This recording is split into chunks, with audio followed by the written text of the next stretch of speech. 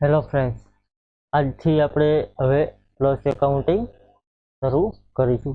એટલે કે હવે જે આપણે મિરેકલ એકાઉન્ટિંગમાં વર્ક કરતા હતા એની જગ્યાએ આપણે પ્લસ એકાઉન્ટિંગ જોશું. હવે ફ્રેન્ડ્સ, જે ડેમો છે એ ડેમો વર્ઝનમાં જેટલા ફીચર્સ આવે છે અથવા તો જેટલી સેટઅપ આવે છે અથવા તમે જેટલા સેટઅપનો અથવા જેટલા ફીચર્સનો યુઝ કરી શકો એ આપણે જોશું. હવે ફ્રેન્ડ્સ, પ્લસ એકાઉન્ટિંગ સોફ્ટવેરનું ડેશબોર્ડ આ રીતનું તમને જોવા મળશે. હવે જેમ મિરેકલમાં ફ્રેન્ડ્સ આવતું હતું એ જ પ્રમાણે અહીં એનું ડેશબોર્ડ આવશે, પરંતુ અહીં થોડાક એડવાન્સ મોડ્યુલ આવશે, એ આપણે જોશું.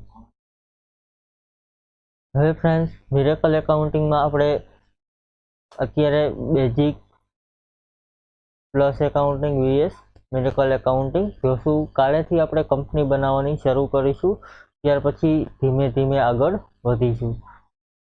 અહીં ફ્રેન્ડ્સ તમે જોશો તો મિરેકલમાં sale, purchase, receivable, ledger, stock, cash bank, અહીં બેલેન્સ શીટ ને એવું બધું આપણે ડેશબોર્ડમાં જોવા મળતું હતું.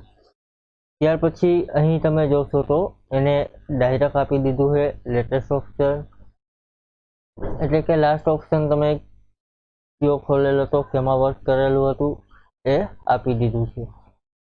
ત્યાર પછી અહીં balance sheet, account, company setup, payment, product, અહીં આટલી તમને સાઈડમાં એડવાન્સ મોડ્યુલના ફીચર આપી દીધા છે, તમે ડાયરેક્ટ એમાં જઈ શકો. ત્યાર પછી જેમ મિરેકલમાં માસ્ટર આવતું હતું એ જ પ્રમાણે અહીં માસ્ટર તમને જોવા મળશે. ત્યાર પછી ટ્રાન્ઝેક્શન છે તો ટ્રાન્ઝેક્શન જોવા મળશે.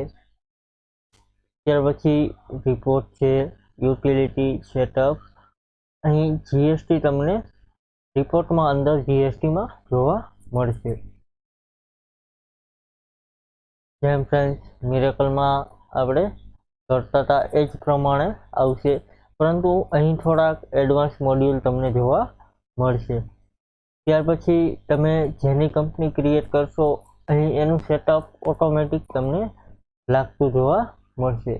થેન્ક યુ ફ્રેન્ડ્સ, આજે એની આપણે સરખામણી કરી. કાલે આપણે પ્લસ એકાઉન્ટિંગમાં કંપની કઈ રીતે બનાવી એ આપણે જોશું. Thank you.